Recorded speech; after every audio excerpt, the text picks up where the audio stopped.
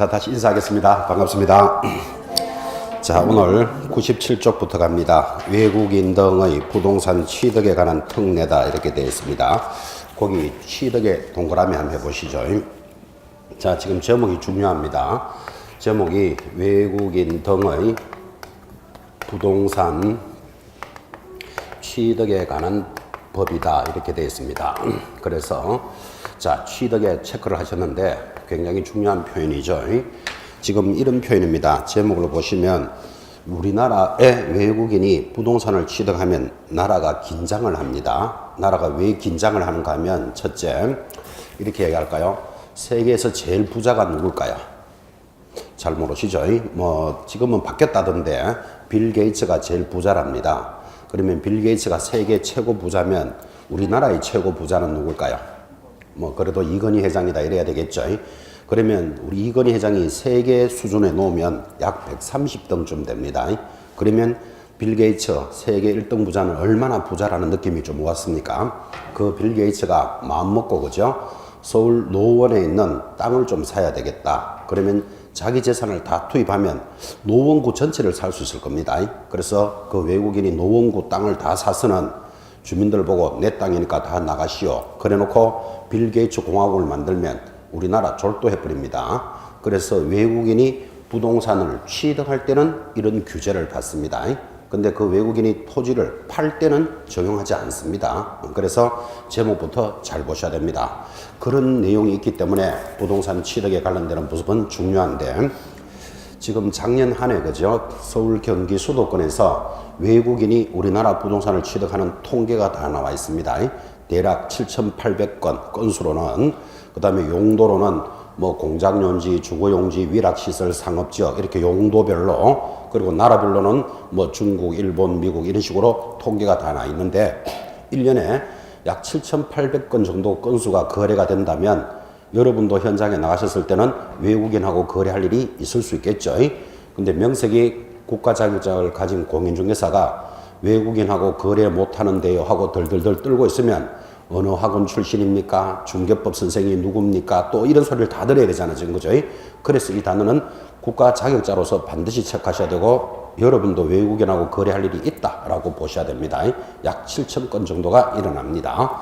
자, 그래서 외국인 취득에 관련되는 법률은 10년 연속 시험에서 빠진 적이 한 번도 없습니다. 그럼 10년 동안 한 번도 안 빠졌는데 여러분 시험에서 빠져야 될 이유가 없죠. 그래서 반드시 출제한다. 그리고 내용도 아주 단조롭습니다. 그래서 점수를 받아야 된다는. 자, 그래서 제목만 가지고도 크게 중요성을 강조했습니다. 부동산을 취득할 때 관련되는 법입니다. 한 장 넘기시면 교재 98페이지 지금부터 자, 외국인이라 하는데 외국인이 누구냐부터 설명을 해줍니다. 제일 상단 외국인의 정의 해놓고 외국인은 다음 하나에 해당하는 자를 말합니다. 1번 개인, 대한민국 국적을 보유하고 있지 아니한 개인, 옆에다가 당근 이렇게 적어 놓으셔야 됩니다. 이거 당연한 소리죠. 대한민국 국적이 없는 자입니다. 특징은 얼굴 새카맣고 머리 노란 놈들, 이런 사람들이 외국인이겠죠. 지금 당근 적으라니까 또 적으신 분도 계시죠. 당연한 것도 당근 이렇게 적고 그죠. 옆에다가 말밥도 적어 놓으시기 바랍니다. 그래서 당연한 겁니다. 대한민국 국적이 없는 자. 이제 2번부터 잘 보셔야 됩니다. 법인이나 단체도 외국인으로 봅니다. 1번 외국의 법령에 따라 설립된 법인이나 단체도 외국인으로 본다. 예를 들면 코카콜라 주식회사, 무슨 뜻인지 아시죠? 코카콜라 주식회사가 공장 용지를 하나 취득을 합니다. 그러면 외국계 법인이잖아, 그죠? 그것도 외국인으로 보겠다 이런 뜻이에요. 개인만 아니고 법인이나 단체도 외국인으로 봅니다. 맥도날드가 뭐 하는 데인지 아시죠? 맥도날드 점포를 하기 위해서 건물을 하나 구입합니다. 그러면 그것도 외국인이 취득한 것으로 보겠다 그런 뜻이에요. 2번 대한민국 법령에 따라 설립이 되었더라도 다음 요건을 갖춘 법인이나 단체도 외국인입니다. 동그라미 1번 사원 또는 구성원의 2분의 1에 미칠 것입니다. 대한민국 국적을 가지고 있지 않는 법인. 2번 업무를 집행하는 사원이나 이사 등 임원의 2분의 1에 미칠 것고 3번 대한민국 국적을 보유하고 있지 아니한 개인이나 외국의 법령에 따라 설립된 법인이나 단체가 자본금의 2분의 1에 미줄 것입니다. 또 옆에 의결권의 2분의 1 이상이면 모두 외국인으로 본다. 이게 무슨 소린가 하니까 대한민국 법인이라도 종업원이 2분의 1 이상이 외국인이면 외국인으로 봅니다. 또 의결권의 2분의 1, 자본금의 2분의 1 이렇게 나가니까 여러분은 2분의 1에 초점을 딱 맞췄습니다. 시험에 들어올 때는 3분의 2 이상이면 외국인으로 한다 하면 X 할 준비합니다. 2분의 1에 체크하시고 하단 내려가면 3번 외국 정부도 외국인으로 보고 그건 당연한 소리고 4번 1. 국제연합과 그 산하기구도 외국인으로 봅니다. 여러분 NGO 이런 말 혹시 들어보셨나요? 외국 단체나 기관이 부동산을 취득하면 그것도 외국인으로 보겠다. 정부 간의 기구, 준정부 간, 비정부 간의 국제기구, 국제기구 이런 거 들어가면 전부 다 외국인이 취득하는 것으로 봅니다. 자, 그래서 이제 외국인의 정의도 보셨는데 그조차도 시험에 나옵니다. 2분의 1에 초점 딱 걸으시고 이제 본론으로 들어가서 이런 외국인들이 취득을 하면 2번 부동산 등의 취득 보유 신고라는 게 보입니까? 신고의 글자에 동그라미 딱 해놓고 신고하는 게 세 가지입니다. 1번 계약에 의한 취득 신고 제목에 줄 것입니다. 오른쪽 갑니다. 상단에 2번 계약 외의 원인으로 인한 취득 신고 밑줄 긋고 3번 보유 신고 밑줄 긋습니다. 그리고 하나 넘기시면 교재 100페이지 상단 외국인 등의 토지 거래 허가 찾았습니까? 허가의 동그라미. 자, 이제 스토리가 이렇게 갑니다. 외국인이 어떤 사람인지를 공부했습니다. 지금 이런 외국인들이 부동산을 취득하면 적용하는데 크게 신고하는 것이 있고 허가 받는 것이 있다. 이렇게 두 가지를 지금 체크했고 신고하는 것 모두 몇 개였죠? 자, 계약을 원인으로 취득하면 신고합니다. 계약 외의 원인으로 취득하면 신고합니다. 계속 보유도 신고사항이다. 제목에 줄 딱딱 긋습니다. 자, 일단 계약이 뭘까요? 앞으로 여러분들은 계약하면 저절로 매매, 교환, 정려를 기억합니다. 어느 정도로 기억하시는가 하면 우리가 2는 하면 4 이렇게 대답하시잖아. 그죠? 2, 3은 6 이렇게 대답이 나오듯이 계약하면 뭐를 생각한다? 매매, 교환, 정려입니다. 그를 다른 말로는 법률행위 이렇게 부릅니다. 자, 그러면 여러분들이 법률행위 하나만 딱 잡으시면 법률의 사실, 법률의 요건 이런 추상적인 용어가 정리가 됩니다. 그래서 법률행위 하나는 오늘 기억을 합시다. 자, 다시 계약하면 저절로 뭐가 나옵니까? 매매, 교환, 정려입니다. 그런데 사실은 교환이나 정려 잘 일어난다, 안 일어난다? 안 일어나니까 대체적으로 매매를 이야기하는 거예요. 자, 계약하면 매매, 교환, 정려고 그를 우리는 법률행위다 이렇게 부르는데 매매를 해서 외국인이 취득을 했다. 그러면 어떻게 하랍니까? 교재 제일 하단 98페이지입니다. 외국인 등이 대한민국 안의 부동산 등을 취득하는 계약을 한 경우에는 계약 줄 것입니다. 체결일로부터 60일에 밑줄 딱 긋고 신고관청에 신고하여야 한다. 그때 2번 부동산 등의 매매계약을 체결한 경우 제1장에서 다룬 부동산 거래 신고를 해야 하고 외국인 등의 부동산 취득 신고는 할 필요는 없고 2번 과태료 그때 계약으로 인한 취득 신고를 하지 아니하거나 거짓으로 신고한 자 얼마? 300만 원짜리 과태료입니다. 자, 읽어드렸으니까 대답합니다. 계약을 원인으로 취득했답니다. 계약하면 매매, 교환, 정려죠. 어떻게 합니까? 체결일로부터 60일 내로 그 토지가 있는 시장, 군수, 구청장에게 신고해라 이 말이죠.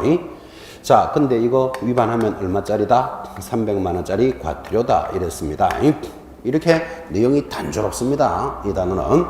자, 두 번째 계약 외의 원인은 뭘까요? 하니까 오른쪽 가시면 2번 계약 외의 원인으로 인한 취득 신고하고 들어오는데 주목합니다. 계약 외가 뭘까요? 하니까 전형적으로 공부 못하는 사람의 특징 상속, 경매, 합병, 분할, 판결 이렇게 공부하는 사람 전형적으로 공부 안 되는 사람입니다. 계약을 지금 기억했잖아. 매매, 교환, 정려니까 계약 외 하면 매매, 교환, 정려 말고 나머지는 전부 다 뭐다? 계약 외죠. 이거를 계약 외를 따라가면서 줄 거가면서 외우고 있는 사람은 전형적으로 공부 안 되는 사람이다 이 말이에요. 그래서 교재 2번에 보시면 자, 계약 외의 원인에 의한 신고. 동그라미 1번 내려오면 외국인 등이 지금 나오잖아요. 상속, 경매, 그 밖에 대통령령이 정하는 아무리 많이 걸어도 이건 뭐다? 계약 외잖아, 지금 그죠? 그래서 여러분들은 계약하면 뭐가 생각난다? 매매, 교환, 정리를 딱 던져야 된다고 지금 그죠?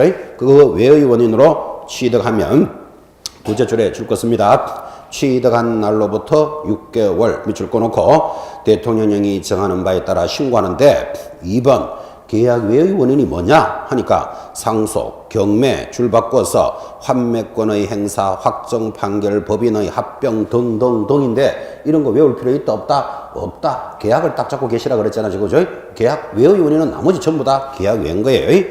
2번 과태료. 이때 계약 외로 인한 취득 신고를 하지 아니하거나 거짓으로 신고한 자 얼마? 100만 원 이하의 과태료 사유입니다. 자, 다시 적어 봅시다. 계약 외의 원인으로 외국인이 토지를 취득했다. 어떻게 하라고요? 토지를 취득한 날로부터 6개월 내로 시장, 군수, 구청장에게 신고해라. 지금 이랬잖아요. 그죠? 이거 위반하면 얼마짜리다? 100만 원짜리 과태료다. 이랬습니다. 세 번째, 계속 보유도 신고사항이죠. 자, 계속 보유는 이런 뜻입니다. 지금 여러분들은 한국인이죠. 그죠? 여러분이 한국인으로서 부동산을 가지고 있다가 자기 국적이 외국인으로 바뀌는 사람이 있습니다. 여러분들은 여기 살고 있어도 나는 캐나다 국적을 취득했다. 이런 말 들어본 적 있습니까? 또는 일본 국적을 취득했다. 그러면 자기가 외국인이 되었잖아. 그죠? 그러면 내가 예전부터 가지고 있던 것을 지금 외국인이 되었으니까 계속 보유하고 있다고 신고하라. 이런 뜻이에요. 계속 보유. 3번, 1번. 자, 대한민국 안의 부동산을 가지고 있던 대한민국 국민이나 대한민국 법령에 따라 설립된 법인 또는 단체가 외국인으로 변경이 되면 그 외국인 등이 해당 부동산 등을 계속 보유하려는 경우에는 밑줄 긋습니다. 변경된 날로부터 6개월에 줄 닦아놓고 신고관청에 신고합니다. 하단에 이를 위반하면 얼마짜리? 100만 원짜리 과태료다. 자, 그럼 이렇게 가는 거죠. 계속 보유는 어떻게 하라고요? 국적이 변경된 날로부터 6개월 내로 시, 군, 구에 신고해라. 근데 이것을 위반하면 100만 원짜리 과태료입니다. 이렇게 전달했죠. 자, 그러면서 여러분들이 이제 저제 읽어드렸고 다시 옮겨 적었는데 일단 이런 느낌을 가질 수 있죠.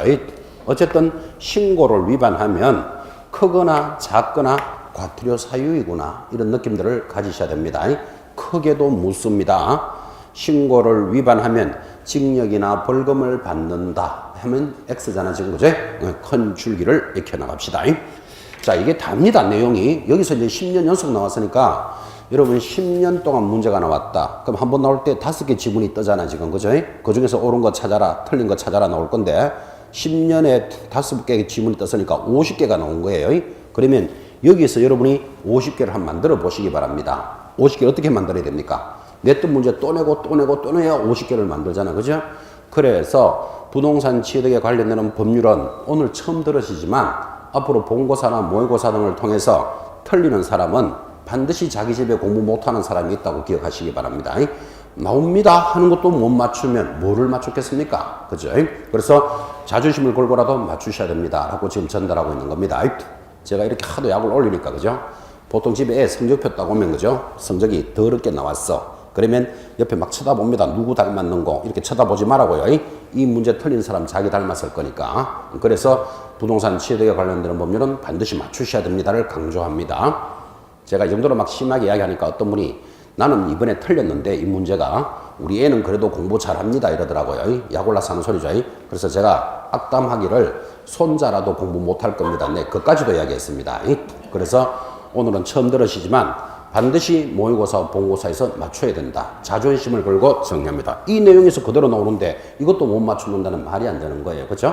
신고사항입니다. 자, 이번에는 외국인이 토지를 취득할 때 허가 받아야 되는 게 있습니다. 자, 허가 봅시다. 100페이지. 1번 허가 대상 토지하여 1번 동그라미 외국인 등이 취득하려는 토지가 다음 어느 하나에 해당되는 경우에는 신고관청으로부터 허가를 받아야 합니다.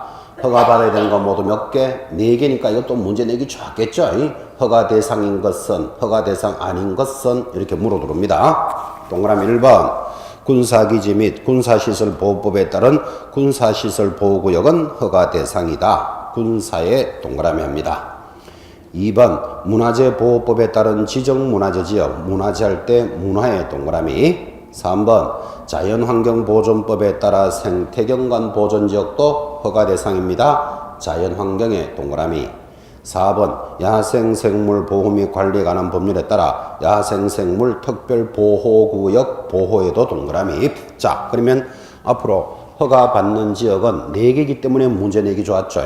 문장으로 기억을 합니다. 지금 동그라미 한 거 군사, 문화는 자연환경을 보호한다. 이렇게 익혀 나갑니다. 자, 다시 허가받는 지역이 무엇입니까? 하면 뭐라고 대답한다고요?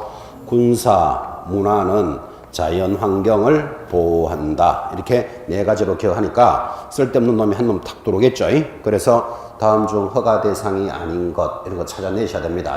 그래서 시험 칠 때까지 익혀 나갑니다. 허가받는 지역이 뭐라고요? 군사, 문화는 자연환경을 보호한다. 자, 그러면 이 지역이 허가 대상인데 어떻게 받습니까? 박스 밑에 다만 11조 규정에 따른 토지 거래에 관한 허가를 받았다면 외국인 등의 허가는 받지 않아도 된다. 그건 좀 이따 나오고 동그라미 큰 2번입니다. 1번 신고관청은 관계 행정기관의 장과 협의를 거쳐 외국인 등이 허가 대상 토지를 취득하는 것이 당의 구역, 지역 등의 목적에 지장을 주지 아니한다고 인정되면 밑줄 긋습니다. 허가를 하여야 한다. 옆에다가 할 수 있다 들어오면 X 표시합니다. 그때 2번 토지 취득 허가 신청을 받은 신고관청은 신청서를 받은 날로부터 15일 내로 허가 불허가 처분을 합니다. 자, 이렇게 나가죠. 이런 지역은 허가 대상인데 허가는 15일 내로 시장, 군수, 구청장에게 허가를 받아라 이런 뜻이에요. 그런데 허가를 안 받았다. 그러면 그 자체가 무효일 뿐만 아니라 그 외국인은 2년 이하의 징역 2천만 원 벌금에도 해당되는 사유입니다. 자, 이게 외국인 토지에 전부 다입니다. 그래서 이 정도의 문제는 연속해서 들어오고 10년 연속 돌았으니까 여러분들한테서 빠져야 될 이유도 없죠. 그래서 꼭 정리합니다. 교재 하단에 연결되어 있죠. 2번 효력하여 허가를 받지 아니한 계약은 효력이 발생하지 않는다. 즉 계약은 무효입니다. 여기 금방 했죠. 계약은 무효일 뿐만 아니라 바로 밑에 벌칙하여 2년 징역 2천만 원 벌금에도 해당되는 사유까지 정리했습니다. 전체가 다 정리가 됐죠.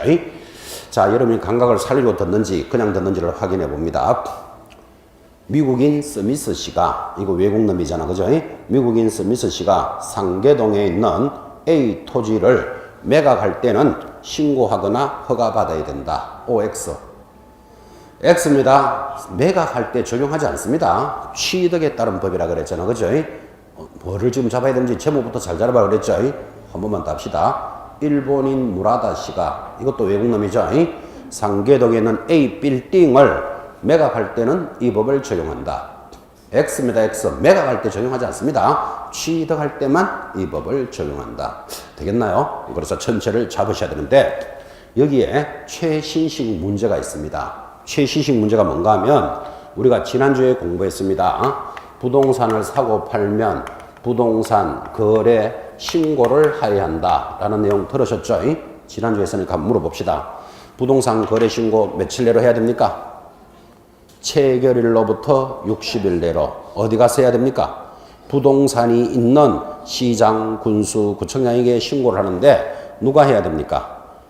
거래 당사자가 공동으로 신고하되 1인이 제출한다. 그런데 개공사가 개입되어 있으면 반드시 개공사가 해야 된다. 그래서 부동산이 있는 시군구에 가야 되니까 농원에서 영업을 하더라도 제주도 땅을 사고 팔 수도 있다 그랬잖아요. 그죠?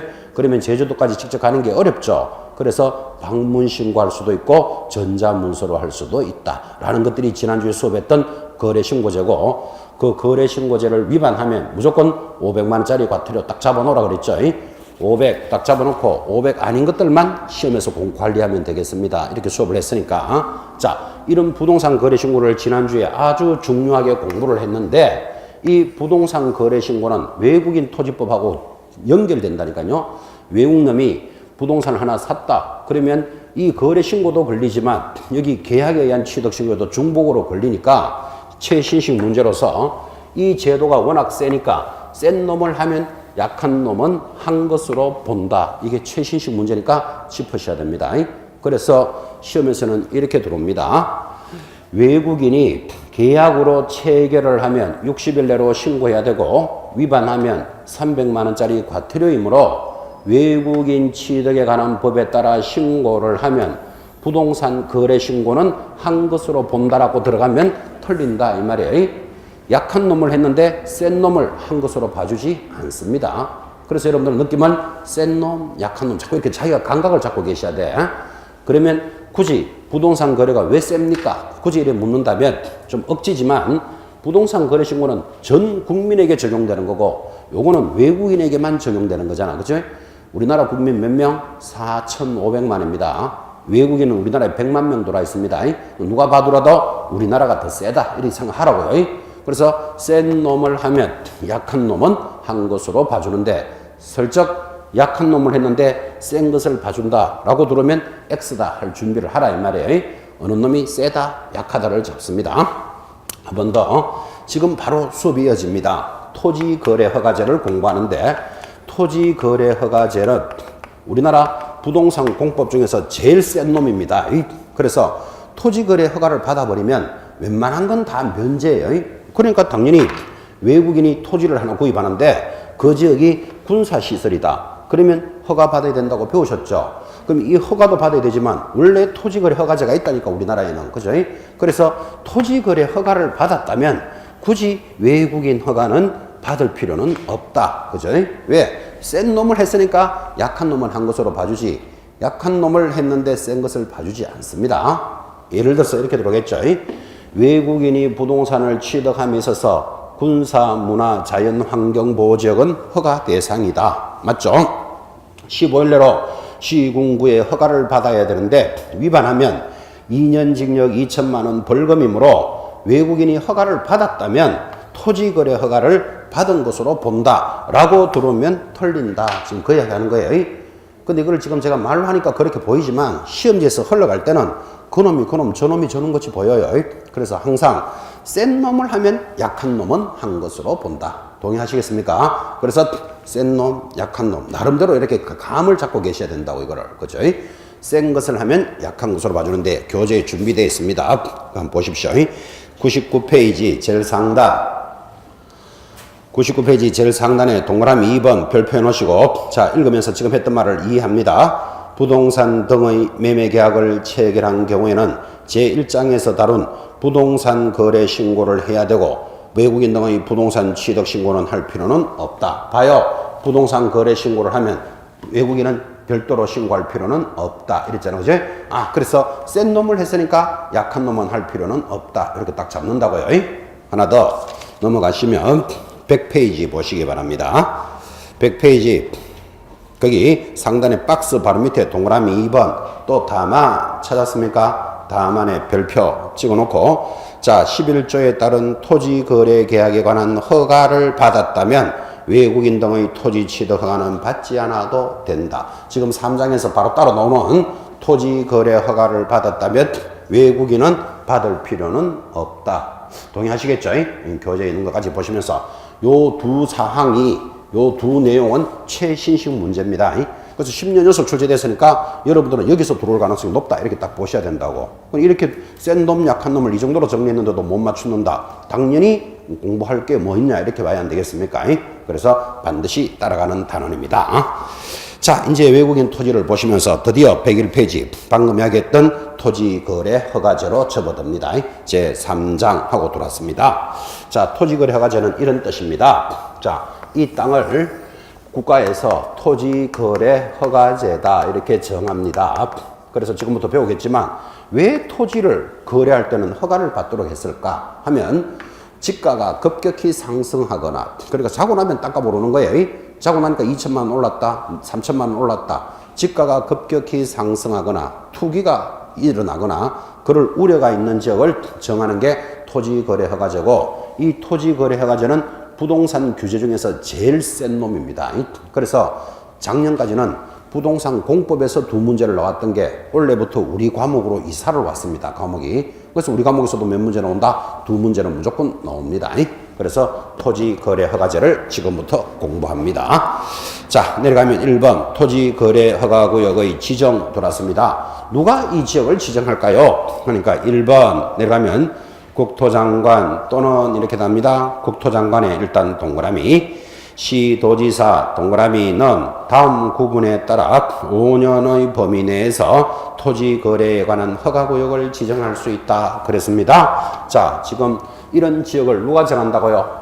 국토장관 또는 시도지사가 몇 년의 범위 내에서 정한다? 5년의 범위 내에서 토지거래 허가지역이다 라고 정한다 그랬습니다. 지정권자 두 사람 잘 보셔야 됩니다. 자, 그런데 밑에 박스 보니까 그러면 언제 국토장관이 정하고 언제 시도지사가 정하느냐 이런 문제가 생겼겠죠. 자, 1번 박스 안에 허가구역이 둘 이상의 시도의 관할구역에 걸쳐져 있으면 옆에 줄 것입니다. 국토장관이 지정합니다. 자, 이렇게 이해할까요? 여러분, 여기 노원 상계동에서 조금만 더 올라가면 의정부다. 이 정도는 아십니까? 자, 그럼 노원하고 의정부가 경계인데 의정부는 경기도죠. 노원은 서울이죠. 그러면 만약에 노원과 의정부를 묶어서 토지거래 허가지역으로 정하겠다. 그럼 두 개 이상의 시도에 걸쳐져 있잖아, 지금, 그죠? 그러면 누가 정한다? 국토장관이 정해라, 이 말이에요. 바로 밑에 2번 허가구역이 동일한 시도 안의 일부 지역입니다. 그때는 누가 정한다? 시도지사가 지정합니다. 이런 말이겠죠. 서울특별시 노원에 있는 상계동을 토지거래 허가지역으로 정하겠다. 그럼 이거는 서울시 안에 들어와 있는 거죠, 그죠? 이때는 누가 정한다? 서울시장인 시도지사가 결정한다. 그런 뜻이에요. 근데 옆에 중요한 게 붙습니다. 다만 별표 딱 찍어놓고 다만 국가가 시행하는 개발사업 등에 따라 투기적인 거래가 성행하거나 지가가 급격히 상승하는 지역과 그러한 우려가 있는 지역은 누가? 국토장관이 지정합니다. 그래서 원래 노원 상계동을 토지거래 허가지역으로 하겠다. 그러면 서울시장이 정하면 되는데 그 상계동에 국가가 개발 사업을 하겠다. 뭐 국가산업단지를 만들겠다. 아파트를 조성하겠다. 이렇게 되면 그때는 누가 정한다? 국토장관이 정한다. 그런 뜻이에요. 그것다만 그거 찍어 놓으셔야 됩니다.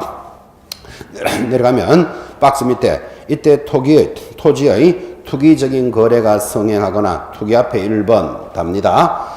2번 답니다. 지가가 급격히 상승하거나 3번 그런 우려가 있는 지역을 정합니다. 자, 우려가 있는 지역 앞에다가 3번 달고 정하는 요건이 세 가지인데 재밌는 것이 지가가 급격히 상승하거나 투기가 일어나고 있거나 그럴 우려가 있는 지역도 허가지역으로 정한다는 게 중요합니다. 그럴 우려가 있는 지역을 정해서 몇 년의 범위 내에서 5년의 범위 내에서 토지거래 허가지역으로 정합니다. 참고로 자, 여러분이 만약에 갑이라는 사람입니다. 여러분이 갑인데 내 땅이 토지거래 허가지역에 들어가 있습니다. 자, 그러면 이거 감각을 살리고 싶어서 좋은 현상이다, 나쁜 현상이다. 자기 땅이 어디 있다고요? 토지거래 허가지역에 들어가 있습니다. 나쁘다, 좋다. 크게 나쁠 일은 없습니다.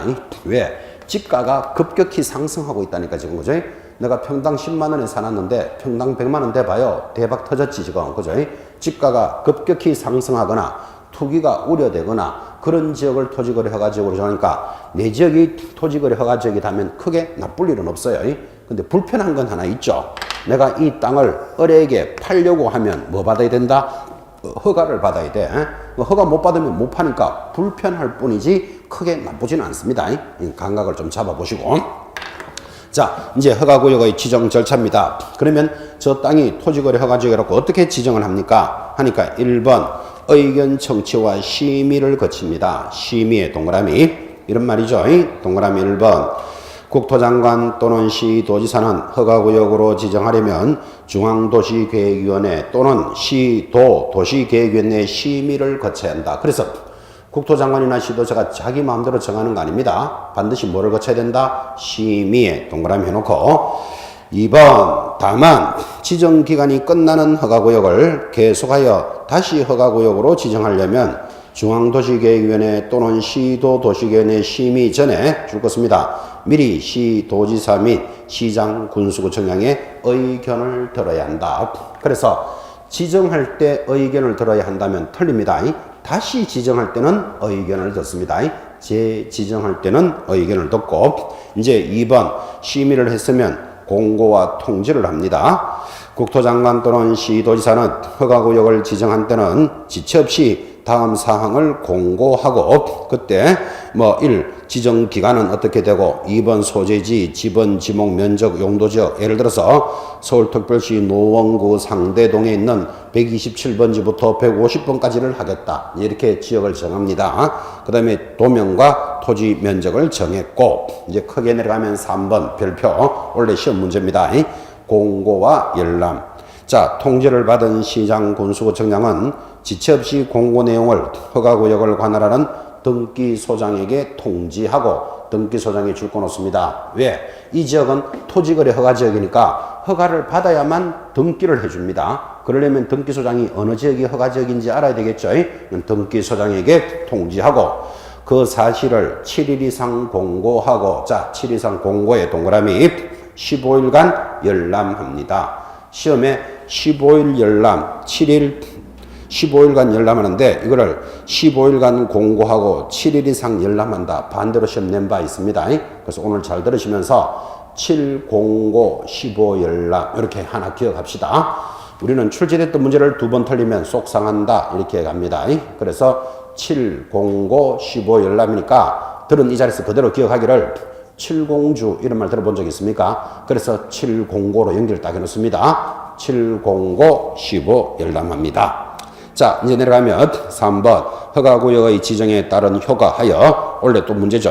별표 찍어놓고 제일 밑에 허가구역의 지정을 국토장관 또는 시도지사가 공고한 날로부터 5일 후에 그 효력이 발생합니다. 줄 것입니다. 공고일로부터 5일 후. 시험이 어떻게 나왔는가 하면 토지거래 허가지역을 지정하면 공고한 날로부터 효력은 발생한다 하면 틀려요. 며칠 내로 발생합니까? 5일 후부터 발생합니다.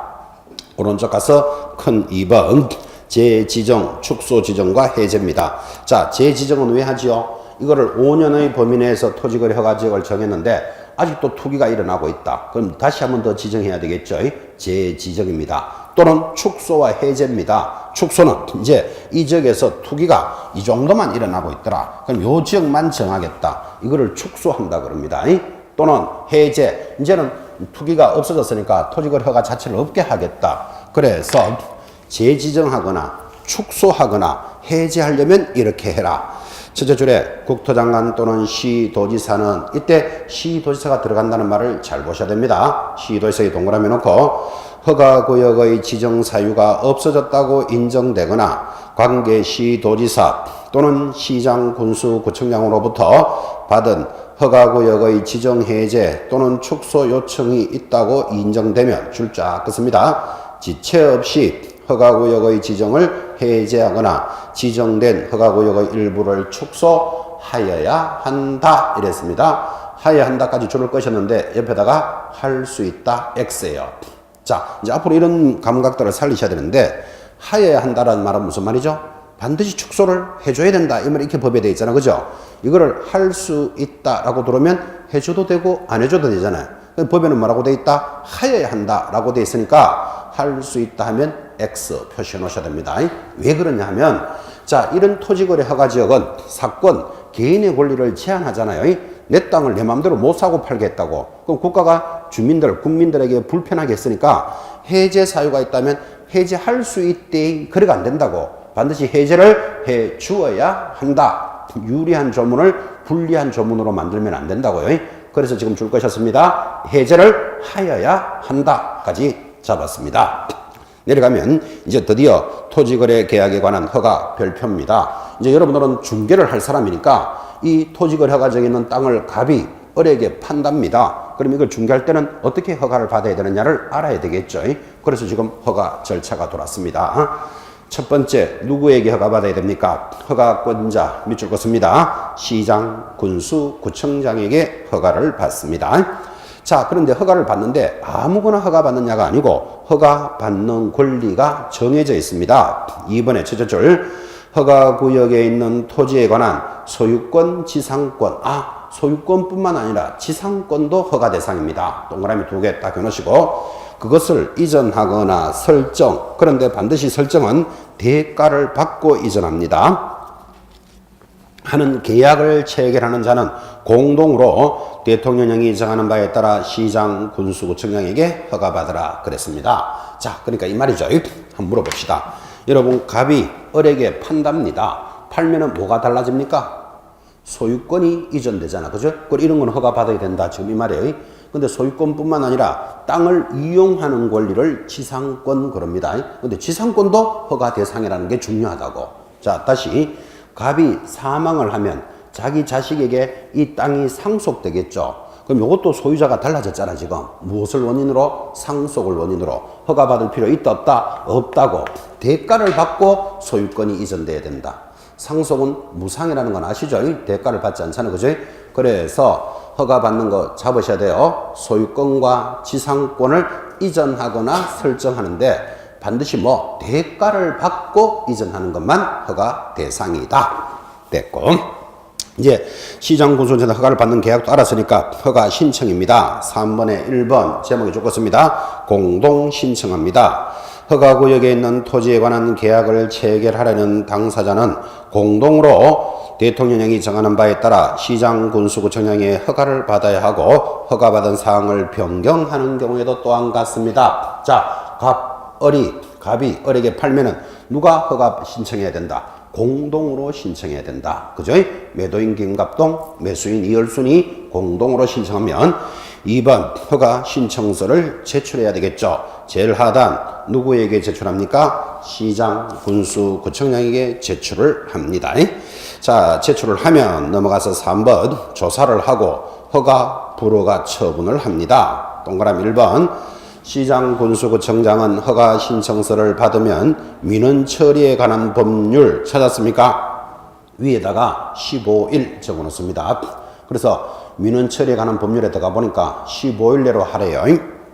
15일 내로 처리 기간 동안에 허가 또는 불허가 처분을 하고 신청인에게 허가증을 발급하거나 그걸 허가를 했으면 허가증을 발급해주고 허가 안 했으면 불허가 처분 사유를 서면으로 알려줍니다. 그런데 또 다만 셋째 줄에 별표 찍어놓고 선매 협의 절차가 진행 중인 경우에는 신청인에게 알려야 하고 동그라미 2번 허가 신청을 받은 허가관청은 지체 없이 필요 조사를 하고 신청서를 받은 날로부터 며칠 내로 15일 내로 허가 불허가 처분을 해줍니다.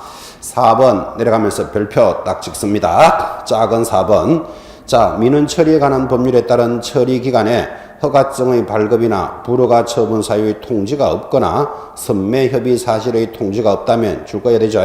기간이 끝난 다음 날에 허가가 있은 것으로 본다. 굉장히 중요한 표현입니다. 주목합니다. 지금 허가 신청을 하면 며칠 내로 허가 불허가를 해주라 그랬죠. 15일 내로 허가한다, 불허가한다를 통지를 해줘야 되는데 15일이 되도록 허가 불허가 통지가 없었어요. 그럼 어떻게 한다고요? 끝났는 날 다음 날부터 허가를 받은 것으로 본다. 그날부터가 아니고 다음 날부터 허가가 있은 것으로 본다. 그러면 그때는 지체 없이 허가증을 발급해 줘야 한다 그랬습니다. 그리고 내려가면 4번 드디어 별표입니다. 허가 대상의 기준 면적이 나타납니다. 오른쪽 표 보고 있습니까? 상단의 표 별표해 놓으셔야 됩니다. 자, 거기 주거지역 찾았습니까? 주거에 동그라미 놓고 180 동그라미, 상업 동그라미 200, 공업지역 660, 녹지지역 200, 미지정지역 90. 자, 여기까지를 도시지역이라고 합니다. 앞으로 여러분들은 공법에서 마르고 딸토록 떴습니다. 도시지역 하면 지금 동그라미 했는 거 주, 상, 공, 농, 미. 그죠? 미지정지역을 기타지역이라고 합니다. 기타지역. 그래서 주, 상, 공, 농, 미는 도시지역이고 도시지역이 아닌 지역은 기타지역은 얼마? 250을 초과할 때만 허가받습니다. 농지는요 500을 초과할 때, 임야는 1000을 초과할 때만 허가받는다. 이 표는 반드시 암기하셔야 됩니다. 굉장히 중요한 표입니다. 우리 오전에 공부하는 우리 고상시설 공부수생은 이렇게 읽습니다. 주거지역은 181이 나가잖아. 그죠? 이거 암기하라고 주거 18 이래 기억합니다. 주거 18 기억하겠습니까? 그 다음에 바로 밑에 이쌍 이럽니다. 이 쌍이 뭡니까? 상업지역은 200이다. 지금 그거 가르쳐 주는 거예요. 무슨 말 이해하시겠죠? 이 숫자는 반드시 암기하셔야 됩니다. 나머지 것들은 제가 물어보고 다시 전달해 드리겠습니다. 두 개는 기억하시기 바랍니다. 주거 18, 그 다음에 이 쌍, 이렇게 기억 놓습니다. 상업지역은 200이다. 그죠? 자, 그럼 이 말을 잘 알아들었는지를 확인해 봅시다. 이 지역이 주거지역입니다. 주거지역에 150제곱미터를 팔려고 합니다. 허가받을 필요 있다? 없다? 없다. 주거지역은 얼마? 180을 초과할 때만 하라 그랬잖아. 그죠? 무슨 말 하고 있는지 이해하시겠죠? 다시. 토지거래 허가지역 안에 이 지역이 상업지역입니다. 상업지역에 갑이 자기 땅을 을에게 파는데 180제곱미터를 팔려고 합니다. 허가 받아야 된다? 안 받아도 된다? 안 받아도 되지. 상업지역은 200이 넘을 때만 받으라 그랬잖아요. 지금. 숫자 감 잡았습니까? 주거 18, 이쌍, 공업지역 660 이래 나갑니다. 기억해 놓으셔야 됩니다. 이게 여러분들이 숫자가 딱 잡히면요. 시험은 이렇게 걸어요. 한 바퀴 더 돌려요. 거기 농지는 얼마일 때 허가 받으라 그랬습니까?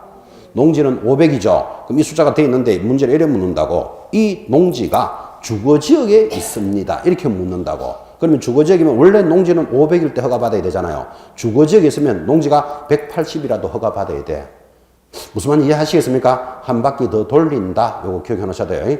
한 바퀴 돌리는 기회를 하면 이 표를 알아들어야 뭐 한 바퀴 돌리든지 말든지 하지. 지금 그죠? 보시면서 한 번 더 대답합니다. 임야는 얼마일 때 허가받아야 된다? 1000제곱 330평 넘으면 허가받아야 돼. 근데 문제는 고려 안 묻는다고요. 임야는 얼마입니까? 1000제곱 이러면 단순하게 문제 냈는 거예요. 한 바퀴 더 돌립니다. 임야가 공업지역에 있습니다. 허가 대상이 얼마입니까? 660이라고. 공업지역은 660이죠. 그래서 임야가 660만 되더라도 뭐 해야 된다? 허가 받아야 한다. 그런 뜻이에요. 그래서 기억하시고 나면 한 바퀴 더 돌린다. 이 말을 기억해 놓으셔야 됩니다. 2번 면적 산정의 특례입니다. 이건 가벼운 겁니다. 자, 일단의 토지의 계속적인 거래로서 일단의 토지 이용을 위하여 토지 거래 계약을 체결한 날로부터 1년 내로 1년에 동그라미 놓고 일단의 토지 일부에 대해서 토지 거래 계약을 체결한 경우에는 일단의 토지 전체에 대한 거래로 본다. 그때 일단의 토지라는 말은 동일인의 소유로서 서로 인접하여 하나의 용도로 이용되는 토지인데 하나 더 읽읍시다. 2번 분할 거래하여 허가구역 지정 당시에 기준 면적을 초과하는 토지가 허가구역 지정 후에 분할로 기준 면적 이하가 되면 분할된 해당 토지에 대한 분할 후 최초의 토지거래 계약은 기준 면적을 초과하여 토지거래 계약으로 본다. 이 지금 1번, 2번을 읽었는데 뜻이 이런 뜻입니다. 그 두 개는 그냥 가볍게 보시면 되는데, 자, 이 지역이 상업지역입니다. 토지거래 허가적으로서 이 지역이 상업지역이다. 그러면 얼마일 때 허가받아야 되죠? 200제곱미터는 허가받아야 된다. 이렇게 배우셨잖아요. 그죠? 그런데 잔머리를 씁니다. 어떻게 잔머리를 쓰는가 하면 이 상업지역 200제곱미터를 4개로 분할을 합니다. 자, 그러면 이게 50제곱미터 됐겠지. 50이면 200이잖아. 그죠? 그래서 상업지역에 있는 50제곱미터는 원래 허가받을 필요 있다 없다? 없잖아. 그래서 허가를 피할 목적으로 50을 분할해 놓고 1년 안에 요것도 사고 요것도 사고 요것도 사면 이거를 전체 하나로 보겠다 이 말이에요. 그럼 그때는 50이라도 뭐 해야 된다? 허가 받아야 된다 이 뜻이에요. 이해하시겠습니까? 잔머리를 방지하는 법이다. 그렇게 이해하시면 돼요. 잔머리를. 그래서 200이 넘는 것은 허가 받아야 한다니까 전부 분할해가지고 200m로 다 만들어 놓고 하나씩 사면 허가 안 받아도 된다는 문제가 생기잖아. 그죠? 이거를 1년 안에 사면 하나의 일단의 토지로 보겠다. 되겠습니까? 옆에다가 잔머리 방지 이렇게 좀 적어 놓으면 좀 이해하시기가 편하겠죠. 자, 이제 드디어 5번 내려가면 토지 거래의 허가 기준이 나타났습니다. 하나만 기억합니다. 자, 여러분 한번 보십시오. 허가 기준이라는 말은 이런 말입니다. 주목합니다. 지금 여기 갑이 토지를 가지고 있다가 을에게 팝니다. 왜 팔지요? 돈이 필요해서. 그죠? 돈이 필요해서 파는데 만약에 나는 돈이 필요해서 내 땅을 팔아야 되겠다. 그럼 팔아야 되잖아요. 팔아야 되는데 을은 사는 사람이죠. 을이 사는 사람이 나는 이 땅을 사가지고, 그죠? 공동을 아까 신청하라 그랬으니까 나는 이 땅을 사가지고 땅값이 오르면 되팔려고 삽니다. 그러니까 우리말 하면 투기 목적이잖아. 그죠? 그렇게 들어오면 허가 해준다, 안 해준다? 절대로 허가 안 해주겠죠. 그래서 을이 뭐라고 이야기하겠습니까? 사놓고 땅값 오르면 되팔고 싶어도 말은 이렇게 한다고요. 이 땅을 사서 집을 하나 지어서 농가주택을 지어서 농사를 짓겠소. 이래야 이게 실수요자잖아 지금, 그죠? 그래 허가를 받겠죠. 허가를 받아놓고는 받은 대로 사용 안 하는 사람도 있겠죠. 어쨌든 간에 지금 단어는 뭔가 하면 허가를 받았으면 허가 받은 대로 사용해야 될 의무기간이 있다 이 말이에요 지금. 됐다, 그죠? 자, 내려가 봅시다. 의무기간 1번 실수요성이 있어야 허가를 해주겠다. 동그라미 1번 줄 것입니다. 자기의 거주용 주택으로 사용할 때는 허가해준다. 되겠습니까? 허가받는 기준을 잘 보라고요. 자기가 집을 짓겠다. 그러면 허가해준다. 2번 허가구역을 포함한 지역을 주민을 위한 줄 거 보죠. 복지시설, 편의시설로 시군구청장이 확인하면 허가해주겠다. 그러니까 복지시설이나 편의시설은 영업용 건물이 아니잖아 이게, 그죠? 투기 목적이 아니다라는 때만 해주겠다 그런 뜻이에요. 하나 넘어가서 또 허가구역이 거주하는 농업인, 임업인, 어업인 또는 아래에 해당하는 자가 허가구역 내에서 축산업, 농업, 임업을 경영하기 위해서 하겠다. 그럼 농사 짓는 사람이 나 농사를 지려고 이거 사겠다. 그러면 허가해주라. 그런 뜻입니다. 그리고 이제 1, 2, 3이 중요하고 하단에는 참고로 읽어보시면 됩니다. 실제 수요성이 있으면 허가해주겠다. 이런 뜻이에요. 실수요성. 투기의 목적이 아니죠. 오른쪽 2번 갑니다. 그 다음에 이용 목적이 적합해야 되겠다. 그래서 2번의 첫째 줄 토지 거래 계약을 체결하는 자의 토지 이용 목적이 다음 어느 하나에 해당되는 경우를 제외하고는 허가해줘야 된다. 이 두 가지는 제외해주지 않는다는 뜻이에요. 무슨 말인가 하니까 1번 도시 군 계획이나 그 밖의 토지 이용 및 관리에 관한 계획에 맞지 않는 경우, 아까 보셨죠? 주거지역은 180, 상업지역 200 이런만 들으셨죠? 근데 주거지역에 내가 공장을 짓겠다. 그러면 목적에 적합하지 않잖아요. 이럴 때는 허가해주지 않는다. 지금 그 뜻이에요. 2번 자 생태계 보존과 주민의 건전한 생활 환경 보호에 중대한 위해를 끼칠 수 있다. 그러면 이건 목적이 적합하지 않기 때문에 못 해주겠다. 뭐 그건 말도 안 되지만 내가 이 땅을 사가지고 핵 개발을 하겠습니다. 이러면 절대로 허가 안 해주겠죠. 주민들에게 뭐를 위해성을 끼칠 우려가 있다. 동의하시겠습니까? 그래서 목적의 적합성이 있어야 되겠다. 마지막 3번 면적의 적정성입니다. 면적이 그 토지의 이용 목적으로 보아 적합하지 아니하다고 인정되는 경우에는 제외하고 허가를 해야 한다. 예를 들면 1000제곱미터를 사겠습니다 하는데 왜 삽니까? 하니까 여기다가 여관을 신축하겠습니다. 그러면 그 여관이라는 개념에 비해서는 1000제곱은 너무 크더라고. 그러면 이거 허가해 줄 필요는 없다. 그죠? 면적이 적정해야 되겠다. 이건 세 가지를 판단해서 허가해 주겠다 그랬습니다. 자, 그럼 여러분들은 앞으로 이 땅을 중개해서 수수료를 받을 사람들이니까 토지거래허가 지역에 중개를 할 때는 허가 받을 수 있는 조건을 알아야 된다, 몰라야 된다? 알아야 되지. 허가를 못 받으면 거래를 못 하는데. 그죠? 그래서 첫 번째 허가를 해줘야 될 기준이 뭐다? 실수요성. 됐죠? 투기의 목적이 아니어야 된다고. 자기 집을 짓겠다. 이러면 이거는 허가해 준다 그랬잖아요. 지금. 그죠? 두 번째, 목적의 적합성. 그죠? 여기가 주거지역인데 공장을 짓겠습니다. 이거는 인정 안 되겠더라고. 그죠? 목적의 적합성. 세 번째 뭡니까? 면적이 적합해야 돼. 요 세 기준이 맞으면 뭐 해주겠다? 허가를 해주겠다. 지금 허가 기준입니다. 개념 잡으시고. 자, 이제, 그러면 그렇게 이제 적정성 등이 맞았으니까 허가를 해줬겠죠? 해줬으면 반드시 그 목적대로 이용해야 될 의무 기간이 준비됩니다. 그것을 우리는 1번 토지 이용의 의무 기간이라고 합니다. 여기서도 원래 출제가 됐었습니다. 10분 쉬었다가 목적의 의무 기간 한번 체크해 보겠습니다. 10분 쉬었다 갑니다.